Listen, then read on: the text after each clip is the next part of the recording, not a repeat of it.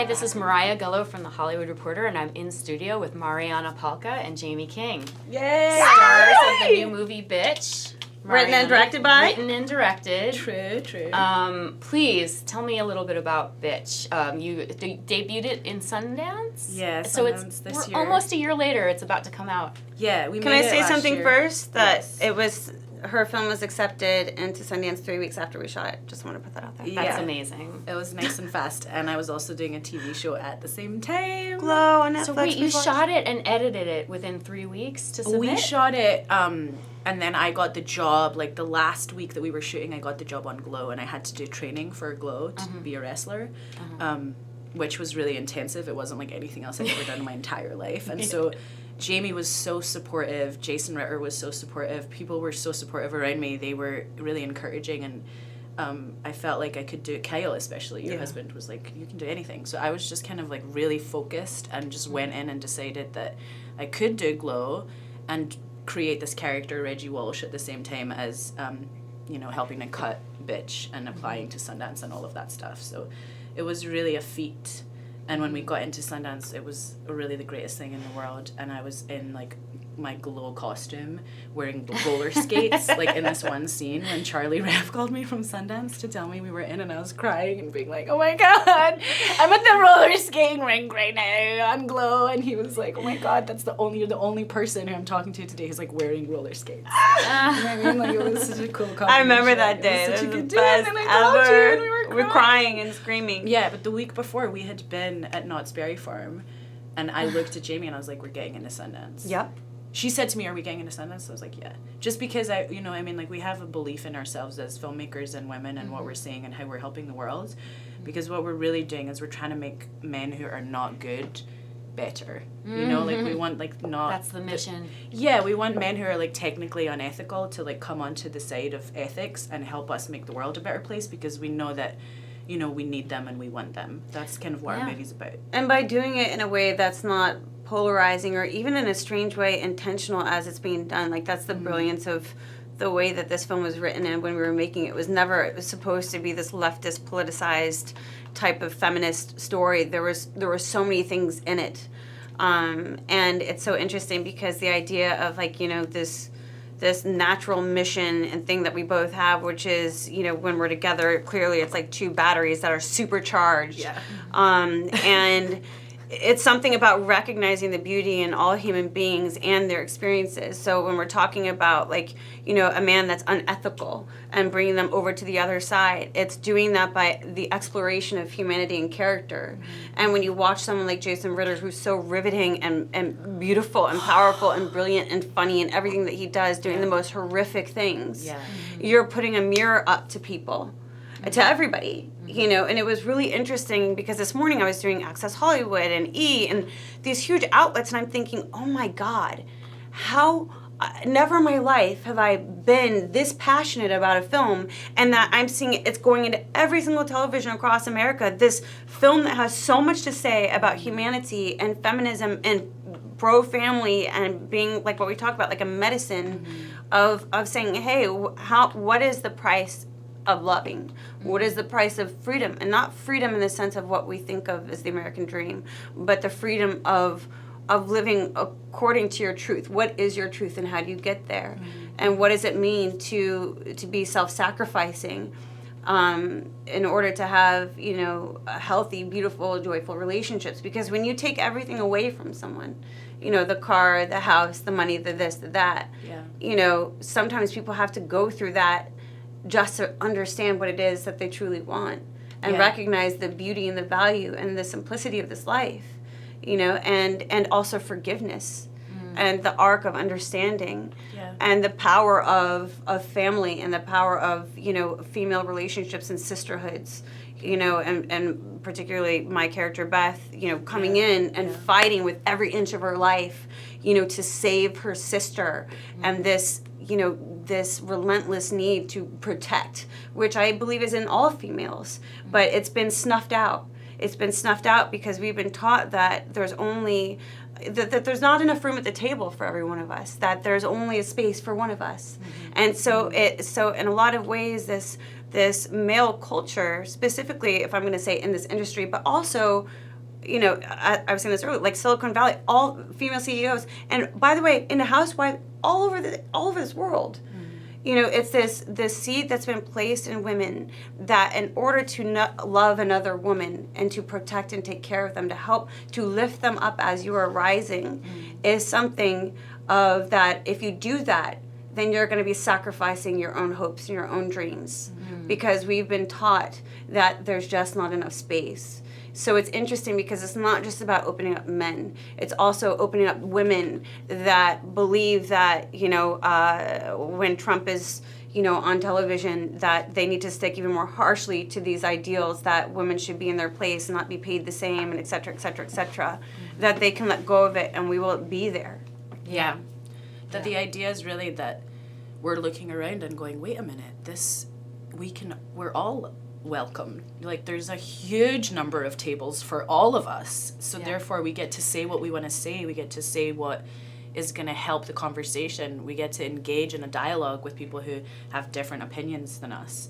I think that's what's really paramount about our movie Bitch, is that Jamie's character has a very different experience and a very different reaction to what happens to her sister, and her brother-in-law has a completely separate reaction to her. So they're together in their, in the way that they're a family, but they have opposing views. And I think that expression is very it is what America is right now. It's so symbolic It's of that. symbolic of what's going on in the country, and I really want people who are in the government and people who are, dealing with these issues right now, I want them to watch our film, because they are going to become better people. Like, we didn't just make a movie for the sake of making a movie. We made a movie that is very specific to what America needs to hear right now and what the world needs to hear right now about what it means to be a good person, a better person, a great American in the greatest sense. Yeah. And the reason why it works is because there wasn't the agenda. We didn't have a sitting around the table conversation of like,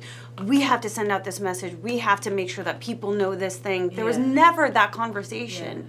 It was just that people that love each other getting together that so fiercely believed in this film and what she had to say, and exploring these characters in such a real human way. And because we love and trust each other and have known each other for so long, we were able to dive in so deeply. And just by doing that and exploring that in such a safe space, all of this stuff was able to come out of it. And it was really interesting that we were doing it when the election was happening. It was so interesting that it happened. Right when it happened. We were at Sundance during the Women's March. My child Leo Thomas took his first steps that day. Yeah, we were doing our press. The first day of press was the inauguration day. I mean, we were all just like, happening. If we didn't have the film, we would have been so broken. Depressed, or we would have felt alone. And I think that that's what's really nice about great politics, is that you can actually be with someone and have the best conversation with someone who has different politics than you, and have a more interesting conversation than you would with someone who has the same politics as you. That's really interesting to me. It's always been my go-to, is understanding the other side, understanding the intentions, the motivations, why, like, who's good on the other side, who's the best people on that side. Like, I want to talk to those people. I want to talk to those people. I want to talk to people who are literally not doing anything that's helpful for our cause, you know what I mean? And I want to be in a room with those people. Those are the people we want to watch our movie. It's like really important to us to have the world be affected by what is essentially the medicine of storytelling, which has happened for many, many generations, and since the beginning of storytelling on cave drawings. We've been doing this as human beings and sharing with each other for a very long time. So none of really these themes of freedom or acceptance or union, none of these themes are new. It's really like ancient to us. That's and self-care. We're like propelled or compelled by watching this movie. I mean, people have like responded to it so openly and so viscerally. Some of the reactions. They're so triggered. We are so it's so shocked. interesting. I mean, I was excited because like as a filmmaker, it's so rewarding to have people literally come up to you, like men in suits crying and being like, you've changed my life, this movie changed my life, I'm going to be a better dad. I didn't realize that I didn't know the names of my kids' schools. I don't know my kids' teachers' names. Like, I didn't realize that, that that's who I am, and to have the performance that Jason gives in this movie, to have Jamie right next to him giving everything that she has to, those two people together specifically, the performances that they're giving, it's so wonderful, and it feels very real in the sense that we do all care about each other as people, and I think that is why the movie has so much dynamicism and why it feels so authentic, is because we gave it all and we risked everything to make this film. So you're not just watching like any old movie, you're watching us at like literally our best. You know, it's like a wonderful kind of expression of bravery, and to tell a story about someone who is put in such a situation that she has to start acting like a dog in order to go on. You know, her situation is that her husband is cheating on her. She doesn't have anything going on in her own life. She has 4 children, and she doesn't know how to do anything other than like ask him if she can go to a retreat. You know, she asks him if she can go to a painting retreat, and her husband is just like, no, you can't do that right now. How could you dare think that you could do something like that?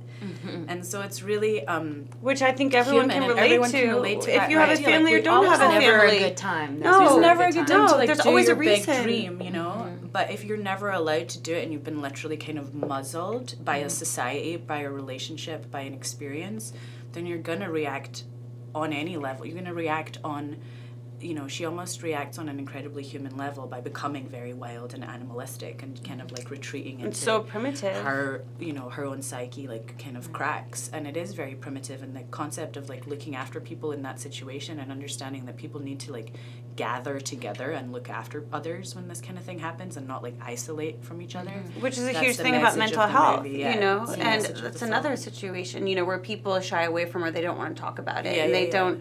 But we all have mental health issues. Period. You know, if we really take a look at what's going on in our lives, how are we talking to ourselves? How are we relating to ourselves? And the idea of dissociation. You know, she dissociates and assumes the psyche of a dog. How do we disassociate on a day-to-day basis, so that we can just live according to whatever, you know, society is telling us is the idea of success, rather than saying, oh, I got up today, my heart's beating and I'm still breathing, I'm a success. You know, what are those little, you know, what does that mean? And also being able to really look at your life and see, how have I disassociated? What have I accepted as my reality for all of these years and gotten so used to? And, you know, like, what do I have to do to shake myself out of it? Because I do believe that the majority of this planet is walking around completely unconscious, not really attuned to what's happening inside of themselves, because we're either here, you know, or here. Or thinking about being perfect. Yes. Or thinking about being inferior, you know, instead of living in connection and a sense of well-being and you know, trust. Solutions is really what we're talking about. And I think that there's such a commitment to the wilderness in us, you know, as a community of artists. And I think that it's so wonderful that in film and in theater and music and, you know, on Glow on Netflix, we're able to actually be wild, you know. That's what we're getting paid to do, is get, you know, we get to like be together and gather. And like it's such a unique experience, because I don't think as kids you question when you're being wild, you know what I mean? And I think as adults we're sort of like pushed into corners sometimes and told we have to behave, and it's kind of like, you know, you don't necessarily want to do that in a really aggressive way, because people react, you know, as you see in America today, people react to like being pushed down and like suppressed. It's just kind of like, when and you push see what people happens down, when they're you gonna muzzle. squeeze out, you know what I mean? You see what happens, and it's such a rewarding thing, you know. I think our mother's generation, you know, we're waiting for empowered females in the mainstream. And now we're here, and it's a wonderful time. I mean, I think what's beautiful about what you were saying, what Jill Soloway was saying, we're not in a period of time of going back. It's this is what progress looks like, and this is what it is. It's like we're all having these great conversations, and I'm very excited about the conversations I have with great men about it, because they're almost like the better feminists, you know. They have like more of an understanding of humanism on a lot of levels, because they've accepted so much of a balance within themselves, you know? Yes, and they haven't been able to they're the express their teachers. feminine side as well. It's beautiful. Like, because they're like that's been feeling, suppressed. they're feeling so good in this time, and I think that we need 100% more men to come forward, you know. Like, I think if you're someone who's a man and you're thinking about like whether or not you should help someone who's been sexually harassed or verbally harassed or emotionally harassed or financially harassed, then you should. Like, have you not called someone? called that person? Have you not like shown up for someone? Show up for that person. This is really a period of time to like really make a difference and step up and be the examples that we need. You know what I'm saying? Because it's going to still take time, and it's happening really fast. Yeah. You know, we were having this. I mean, we've been having this discussion frequently, but it's all I was thinking about. We don't talk about anything else. I was thinking about it we earlier don't today. talk about fashion, okay? Like we just dress.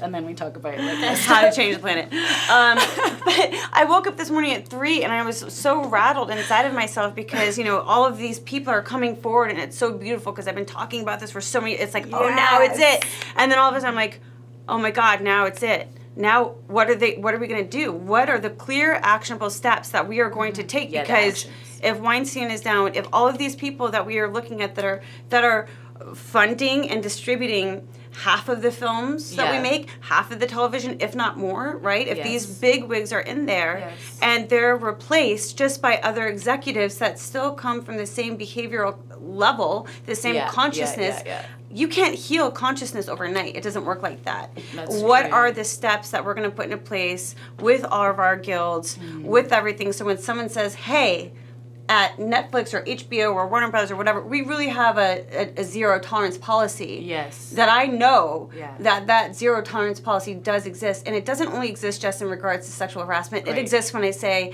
that I need to speak up about a scene. It exists when I'm asking a simple question and I'm being called a diva or a bitch or difficult because I have a voice and I care and I'm there to be of service. And so as a woman, when you're there to be of service and you care and you're speaking up, and all of a sudden, even as I'm saying that, I'm like, oh, but even by saying this, you're coming, it's like, that's the conditioning that we've been taught, it's right? It's like a corseted, like, psychology. Where we're like, oh my God, we're still corseted, actually. Yeah, and so it's how do we change that psychology with how quickly people are coming forward, which has been a long time in the making.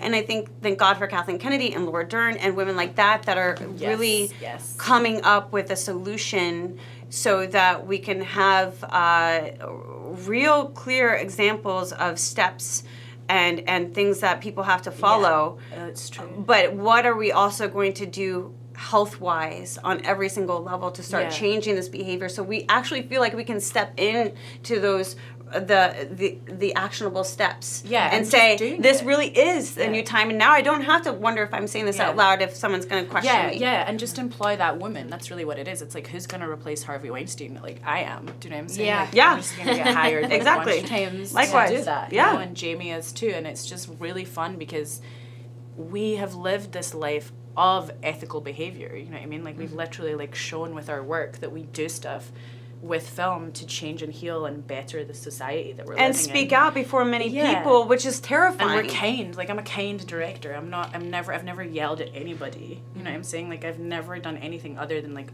work within incredibly moral, beautiful grounds because I know that that's the best way to make a film, and that's actually what people watch when they're watching the film, is they see that behavior manifested. You know, they feel it. And I think that the beautiful thing about this movie I just made, Egg, with Alicia Reiner and Christina Hendricks and Anna Camp, I directed this film in New York this summer, and we had a majority of a female crew. All of our heads of department were female. We got to experience what it feels like when there's all these women on set and my dog Magic is a guy. And it was just like women and dogs made this movie, and it was really lovely, and it feels really good to know that we had interns and all sorts of people who just felt very seen for what they were doing and their job and their work, and no one was being objectified.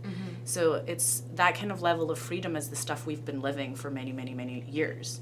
And I've never lived by any other demands or rules. You know what I mean? I never like put anything else on myself other than that. So that's what's so exciting, is that you really, as a solution, you have to hire a woman.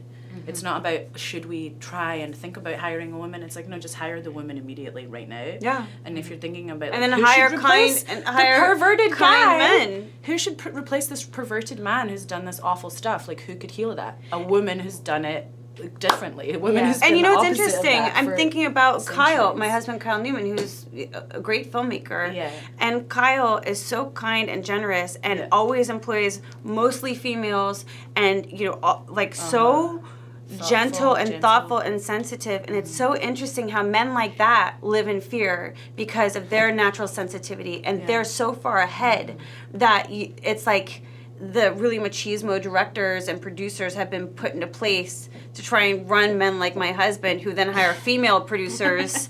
You know what I'm saying? It's really interesting because they try and push those voices down. So it's like, how do we elevate the consciousness by hiring the right people? Right. And we have to just do it.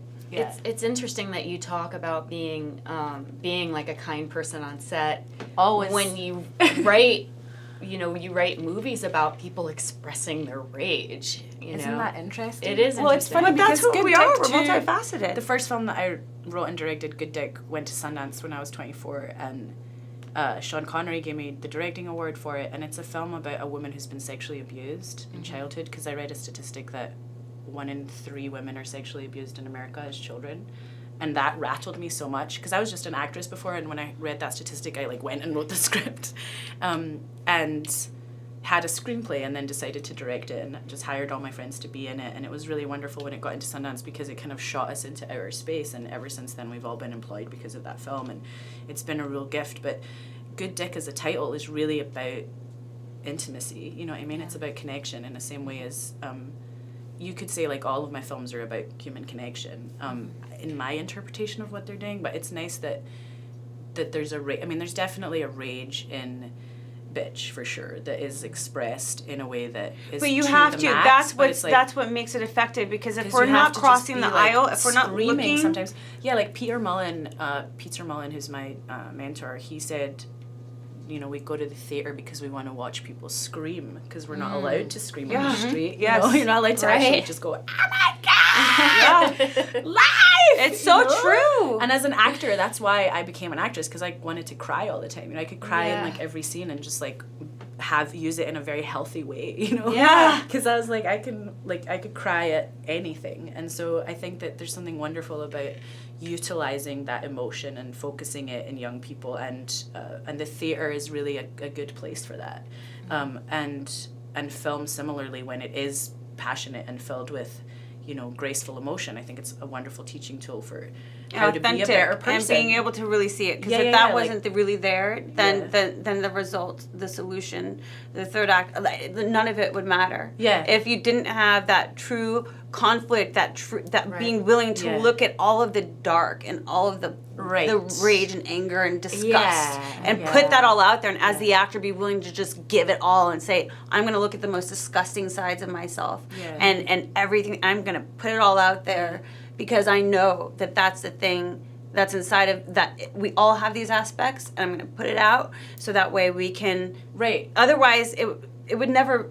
Nothing would work. That's our job as storytellers, is to go into that deep. Yeah, and what happens when that is actually okay, and you have an area where that can be allowed? Do you know what I mean? When you're allowed to process your emotion in a safe space, that's a wonderful thing in a relationship, and it's a wonderful thing in a society. And I think that the interesting thing about perhaps the rage that you're mentioning in Bitch is that, and what Jamie was saying, is that literally I think all my movies are about alchemy. It's not about dark and darkness. It's darkness that goes into light. Yes. And so that helps me a lot. I like to watch movies that are going from dark to light, because frankly I don't really like to watch any other kinds of movies unless something really going through the light disturbing. Light to dark is you want to see a spirit, you want to see a it's hanging out with someone when you come, you go to have dinner, a great night, and I've just done Glow, and I've been this superhero woman, and I've done 14 hours of wrestling other women, and we're taking over the world and helping and healing America, and I'm go to lunch with someone or dinner, and I'm just how was your day? And they're oh, I just don't really feel good about my work, or I don't know if I'm doing anything in the world, I don't know, I think everything's terrible, and I'm just great, those are it's watching a movie that goes from light to darkness, literally. It's what kind of weirdo crystal are you? And that's how you have an to dig in inverted there crystal. And bring it up. It's I have to use my crystal powers on you, man. I know, I want to do that. And then you get to go replenish that back on set again. That's why we're lucky. / it's kind of better, I think, to hang out with someone who's going, hey, I'm actually doing my own form of alchemy, and whatever is dark, I'm processing and turning into light. Right. That's very interesting to me Yes. on a human level, on a personal level, and on an artistic, creative level. It's great to work with people like that. Like Jamie's like that. Do you know what I mean? Like she just like funnels all this darkness and like literally like turns it into light. And I think artists who are doing that and taking care of others and really putting other people first and being generous, you know, are really the ones that are our guides right now, and we want to emulate that for sure. And it's great because I think that we're being really optimistic about, you know, what our films can do and how our stories can change the world. But it like makes me cry because I don't know anything else that's changed the world, really, you know. I think that we are you know, we're trying to like do as well as the people who helped us, you know. I think that's like one of the things that we're aiming for in our journey. I think you're accomplishing it. Mariana and Jamie. Thank you. Here are my questions. You guys We did talked amazing. so much. Thank you so much. I love that you threw the was so questions beautiful. at Hollywood Reporter, by the way, is going to have to like change their format because now with all the females that are going to be taking over the industry, you realize we talk a lot more. It's like so non-linear, man. You know, we just like felt I know, the just flow. feeling. You know, I'm part of the team. I'm on Yes, board. yes, Let's do this. girl. Let's do this. Thank you guys. Thank you. Thank Bye. you for having us. We really love you guys.